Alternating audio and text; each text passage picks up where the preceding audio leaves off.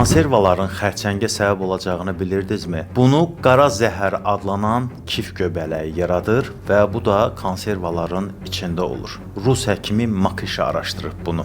Konservalar uzun müddət qaldıqda və yaxud da hava çəkdikdə və yaxud da ətin keyfiyyətsiz olmasından orada qara kif adlı bir göbələk yaranır. Biz bu kifli konservanı yeyəndən sonra o bizim qaraciyərimizdə qaraciyər xərçəngi yaradır. Ümumiyyətlə həkimlər, dietoloqlar konservləşdirilmiş, eyni zamanda paketləşdirilmiş qidaların insan orqanizminə zərərli olduğunu açıqlayıblar. Çünki bir qida məhsulu aylarla və yaxud da illərlə qalırsa, bu o deməkdir ki, onun tərkibinə müxtəlif kimyəvi maddələr vurulur. Konservaların tərkibində sodium benzoat, natritlər və nitratlar, eyni zamanda glutamat adlı kimyəvi maddələr var ki, bu maddələr insan orqanizmi üçün həddindən artıq zərərlidir. Xüsusən glutamat adlanan süni dadlandırıcı Çin restoranı sindromu yaradır. Yəni sizdə bir asılılıq yaradır və bağırsaqlar yenidən sizin beyninizdən tələb eləyir ki,